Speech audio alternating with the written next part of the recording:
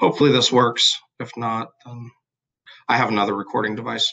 But like I said, we're going through 5.1, which deals with Riemann sums.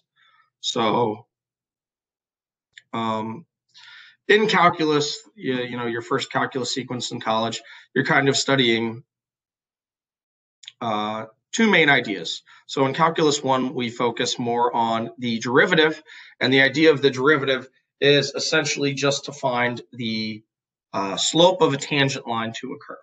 That's really the main idea in all of its simplicity. So that's what you did in calculus 1. In calculus 2, we are looking more fundamentally at the concept of an integral.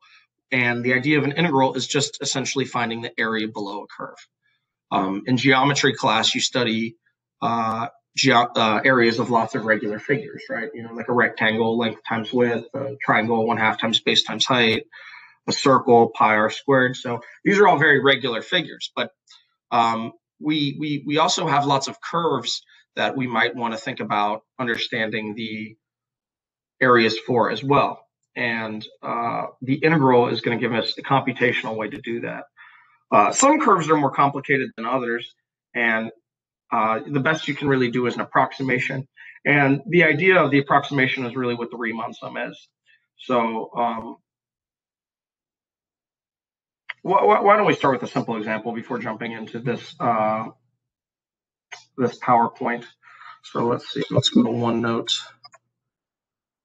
And I'll just open up a new sheet. So I don't know, I thought I had more than this.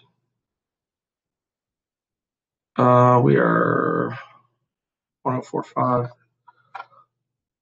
Let's just add a sheet.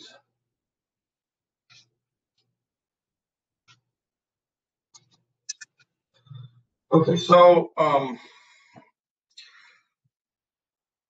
the idea here, if you have some curve, you know, you might have something like a really simple curve, something like y equals x squared. And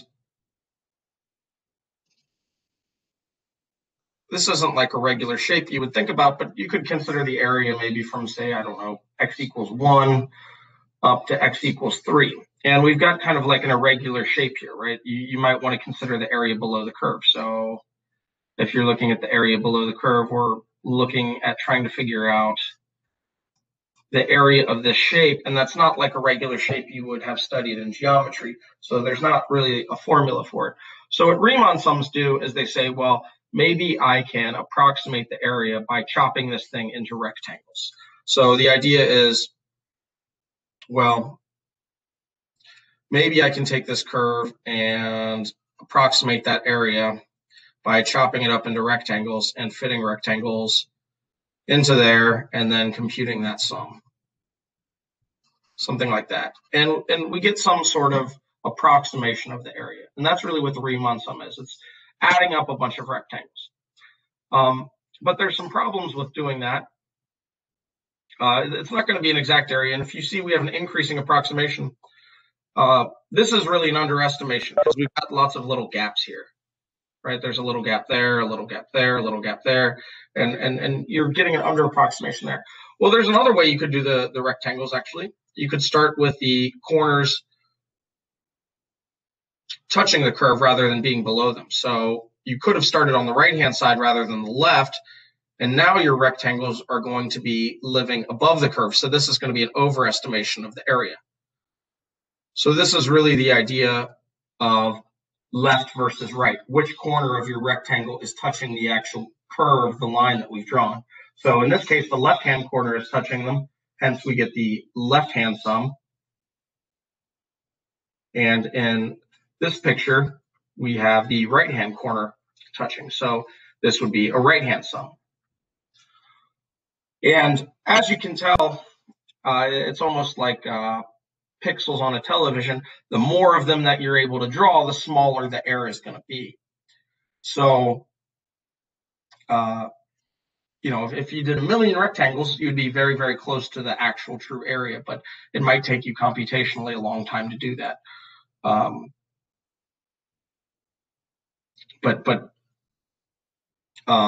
when the curves are irregular, you really want to rely on this technique, and you might have some threshold of error that you want to approach to do that. So there's some notation that involves this. So this is where the definite integral comes in. So let's talk about the notation. So the notation, if you have this symbol, so this is the notation for a definite integral.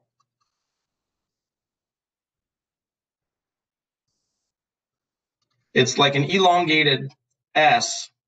It's for the Latin for sum.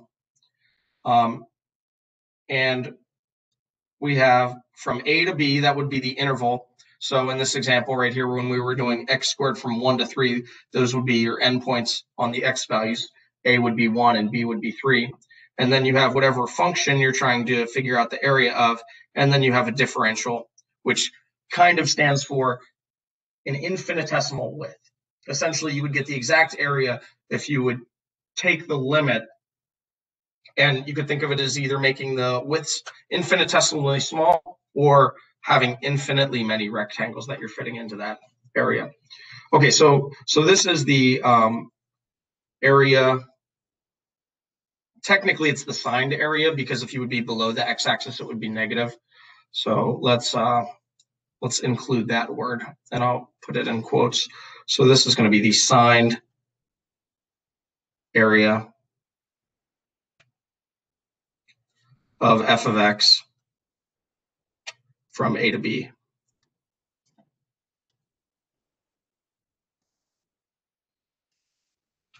Okay, so that's just the notation. We'll learn techniques for evaluating integrals, and we'll spend a lot of time in the semester doing that.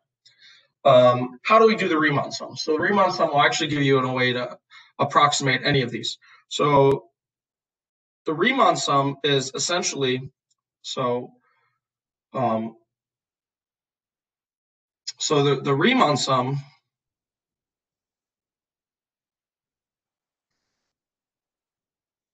is an approximation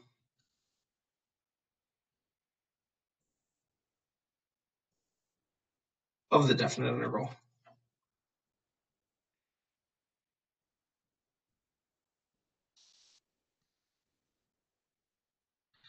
And the way you would do it, there's some fancy math notation for it. I'll write it down, but really, once you understand the process, you don't really need to understand the notation. But it's going to be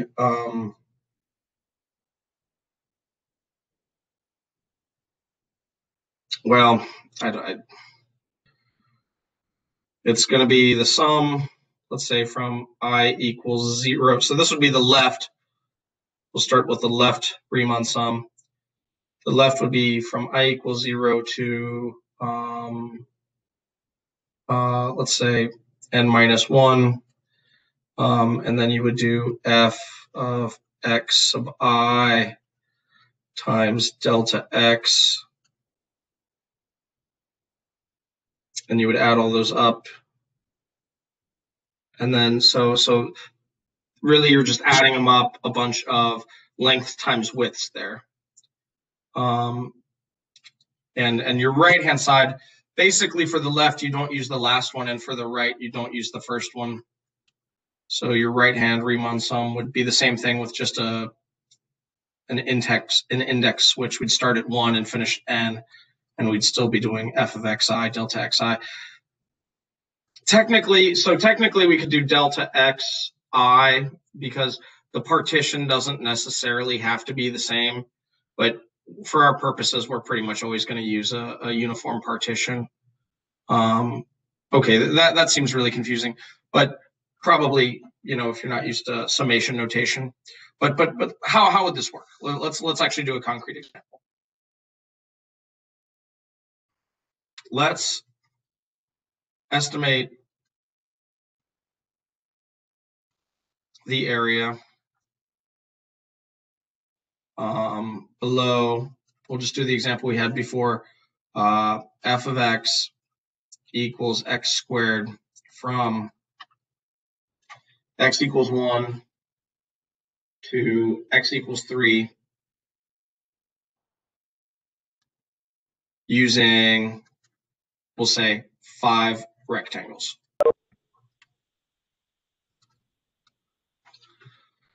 Okay, so the number of rectangles, again, that's either going to be determined by the problem, or you can figure it out based on what kind of accuracy you would want. So let's figure this out. So the first thing we want to do, let's do the left Riemann sum.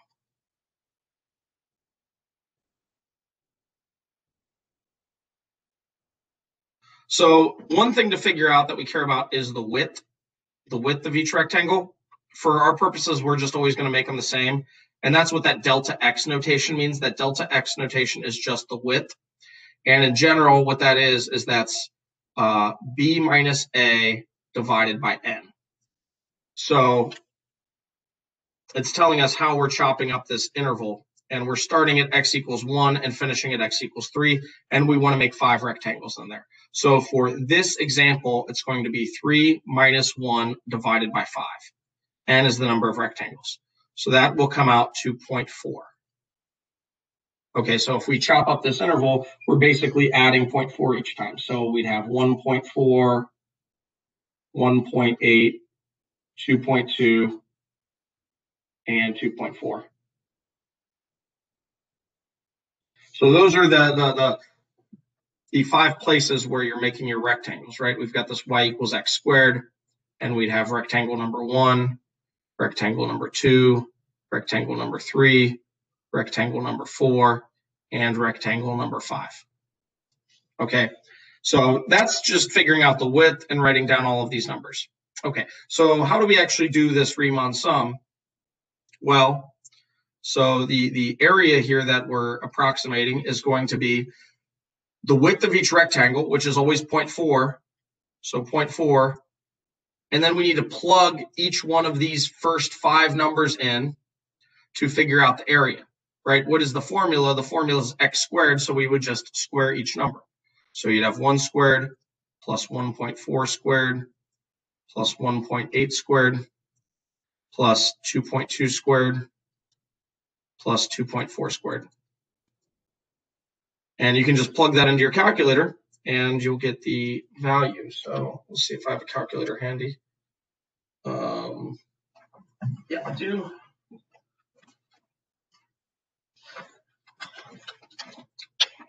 So let's go ahead and do that.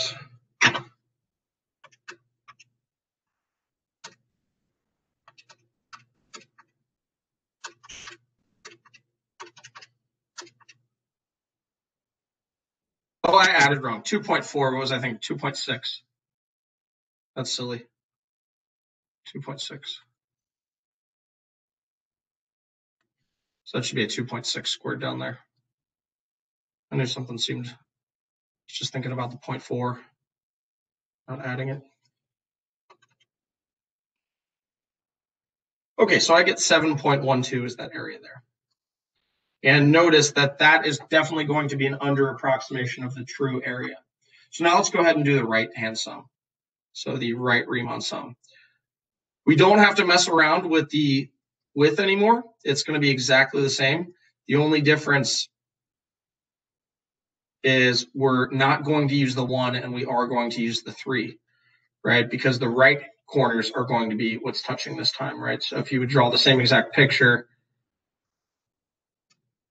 and we had those markings, now we'd be starting on the right-hand side and the right corner is touching the graph. So our rectangles look like this when we're doing the right-hand sum.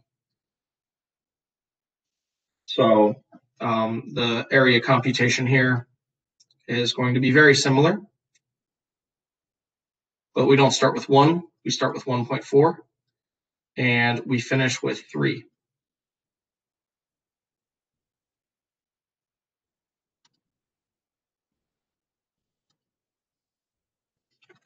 Okay, so let's type that into the calculator and see what we get.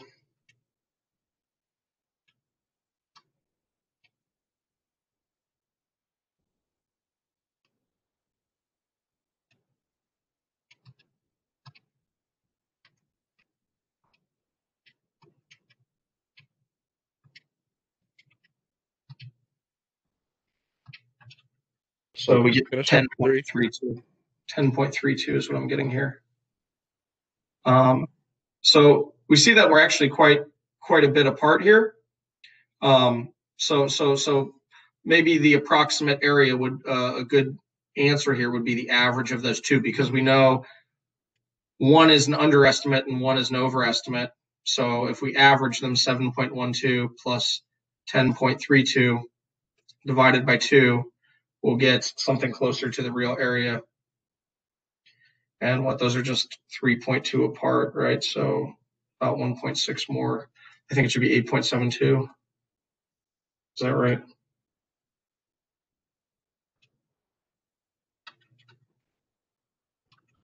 Yeah, 8.72. Okay, does that make sense? Am I getting any? I have a question. Yeah, go ahead. For the right Riemann sum, why was the last one 3? Oh, because notice we're getting the height of the rectangle, or we're getting the heights of the rectangle because it occurs on the graph, right? So anytime you plug a number, an x value, into a graph, you get the y value. So notice these are all the y values that I'm using to get these dots, right? So I'm using 3, and I'm starting with 1.4, right? Notice at 1, it doesn't touch the graph. So I'm using 1.4, 1.8, 2.2, and 2.6, and then 3 also. So I'm using these 5 points for the right-hand Riemann sum. If I look at the left Riemann sum, notice the corners that are touching are these 5 dots. So I'm using 1, 1.4, 1.8, 2.2, and 2.6, but I'm not using 3. It's one of those things, right? There's 5 rectangles,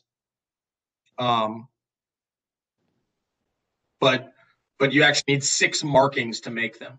Does that make sense? Yeah. So we've got 6 x values here, but we're only using 5 rectangles. We're just drawing them in 2 different ways. For part A, we're starting on the left-hand side and making sure that the left corner is touching the graph. And for part B, you're starting with the right-hand corner. There's even a third way, if you really want to think about it. We could do the midpoint area if we want. I don't usually do this. Usually I just do the left and right and average them. What does the midpoint area do? Well, we've got the same sort of scenario. So we've got 1, 1.4, 1.8, 2.2, 2.6, and 3. But now we're not going to use any of these numbers. What are we going to do? We're going to pick the number in the middle. So I'm going to pick 1.2, and then 1.6, and then 2, and then 2.4, and then 2.8. And I'm going to use all of these numbers. And I'm going to say, okay, I want the middle of my rectangle to now hit. And notice you're getting a little bit of your rectangle above the graph and a little bit below the graph. So we're using the 5 midpoints here. And that's how you would get the midpoint area. So it would be a similar process, but there's a little more work to figure out all the midpoints to start, but your area is going to be a little more accurate. So then this area would be, the width of all of our rectangles is still 0.4, but now we're using all these new numbers that we pointed out. 1.2 squared plus 1.6 squared plus 2 squared plus 2.4 squared plus 2.8 squared. And let's see what we get, how close this will be to that 8.72 we had above.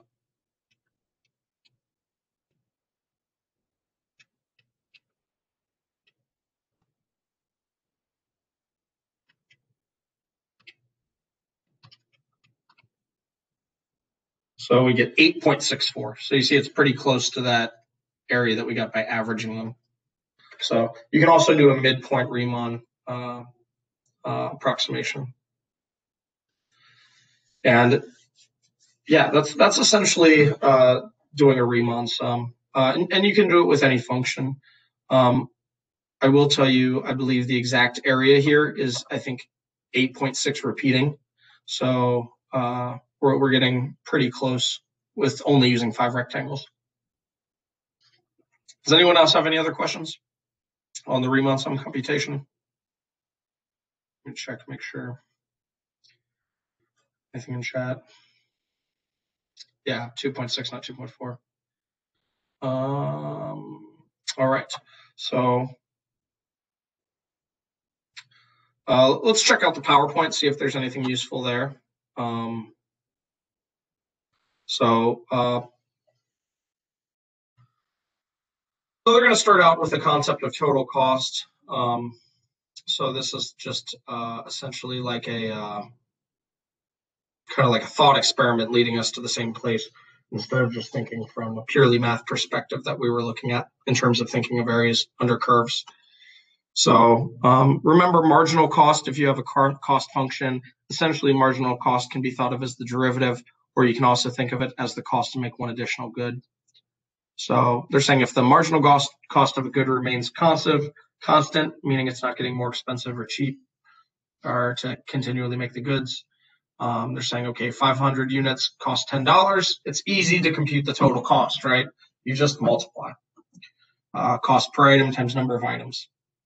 But as the marginal cost fluctuates, you would still want to find the total area, but then it's going to be different, right? Because you're going to have to add up all those things. So you can kind of think of this in terms of what a rectangle problem was. If the cost is changing, that could be like your function value, that could be moving up and down. You're going to want to compute the cost at each of those different margins. So that's kind of how you can see adding up a variety of different rectangles, where each one is some cost times the number of items at that cost. That's how you would get the total. So you can kind of picture this in terms of the rectangles that we've just been thinking about. Okay, so this is what we see right here. We've got kind of like a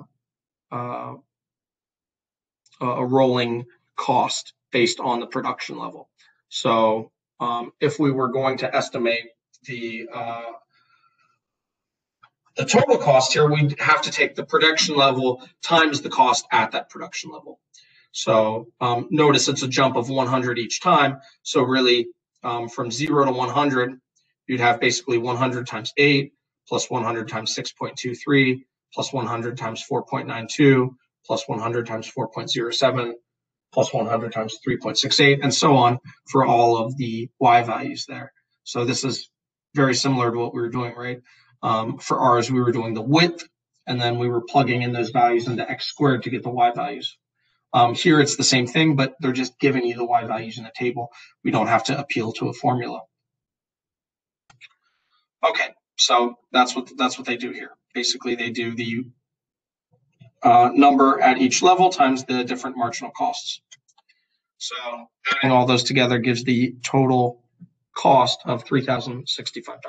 So really what they were doing there was just essentially a Riemann sum, just summing up a bunch of different marginal costs. Okay, so what did they say there? We can make a similar cost for producing 600 cases by adding similar amounts. We could have used the ending marginal cost of each batch to make our costs rather than the initial. Okay, so they were doing the same thing. They were talking about left and right in that context. So you could start with, I suppose, the different values. So if we look at the computations, this one is starting with 8 times 100 and then finishing with 3.75, right? Because they said there are 600 total cases. Yeah, so if you end with 3.75, you're not using that last number of 4.28. So you've got your idea for left and right there, because there are 7 y values, but they said they're only producing 600 cases. So you have the choice whether or not you want to start with the 8 or if you want to finish with the 4.28. So same scenario there as left versus right. So you've got an underestimate on one hand and an overestimate on the other one. So that's where they say that the cost is actually somewhere between the 3,000 number and the 2,693 number. Okay. Yeah. So again, yeah.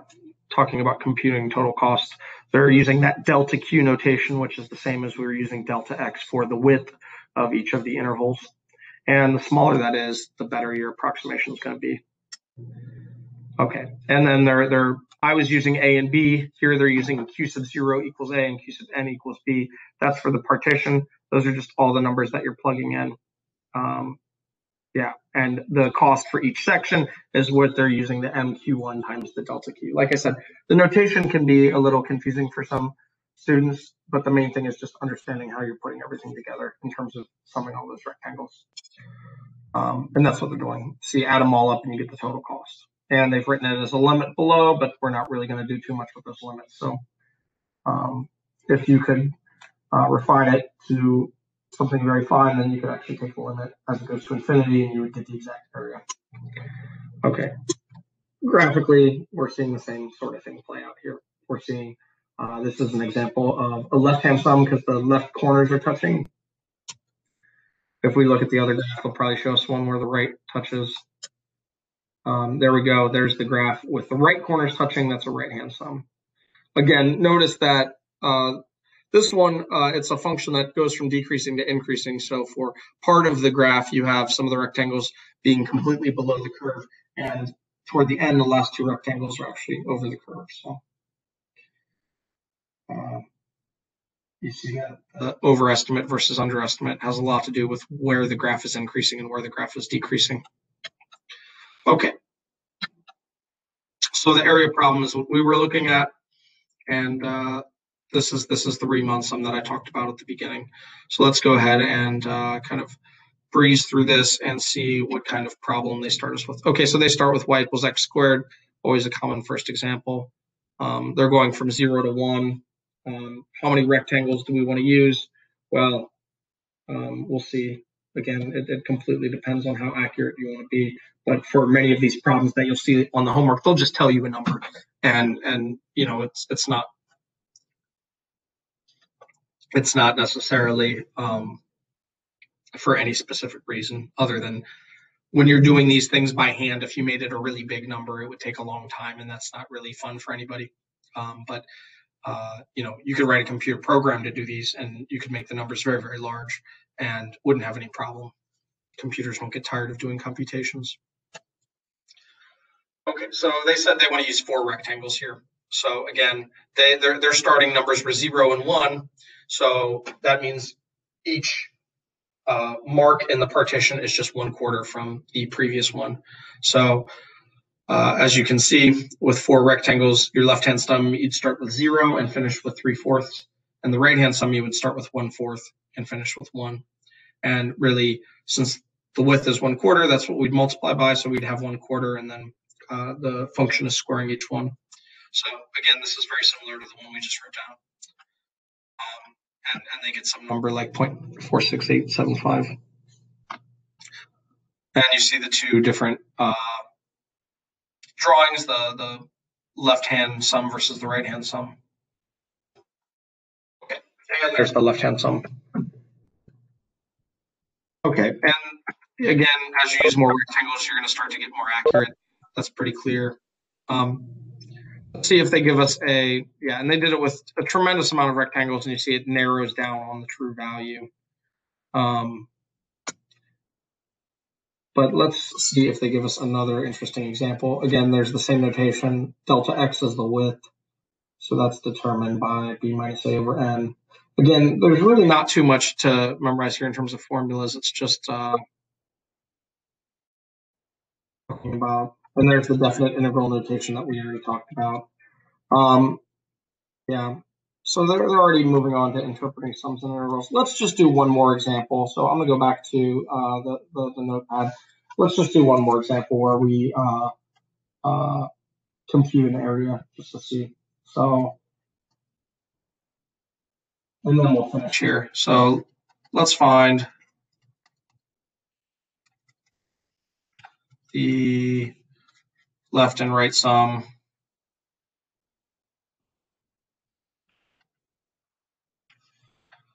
of, we'll say f of x is the natural log of x from x equals 1 to x equals I don't know, x equals 11 using 4 rectangles. So we'll do both the left and the right. Again, the most important thing for the setup is to just figure out your partition. So your delta x here is going to be 11 minus 1 divided by 4, which comes out to 2.5. So when you're doing your partition, again, we start at 1 and we just add 2.5 until we get to 11. So we have 3.5, 6, 8.5, and 11. So not quite to scale here. Whoops. Okay, so the left-hand sum, we'll just call it the left area, let's say. We do the width, 2.5, and then we plug each of the first 5 numbers into the function, which is just the natural log. So natural log of 1 plus natural log of 3.5 plus natural log of 6 plus natural log of 8.5. And that's that. Let's type that into the old calculator.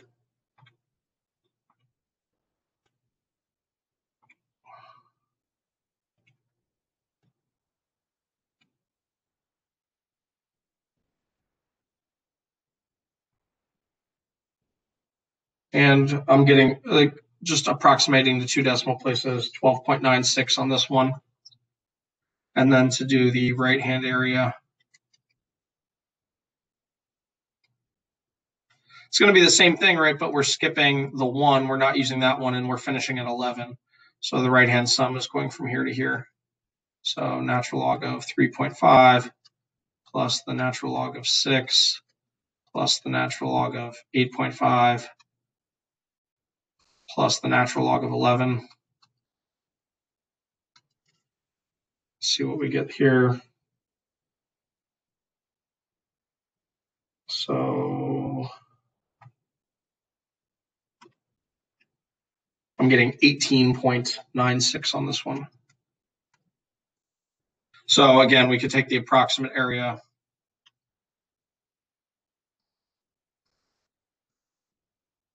Maybe as the average of both of those, 12.96 plus 18.96 over 2, which is going to be, what, 15.96. And that's it. So essentially, that is it for Riemann sums. Really pretty simple. Don't get bogged down by the notation. The things you're going to be asked to do are basically just to do these simple computations where maybe identify a partition based on a graph, something like that. So, yeah. So let's stop the recording here.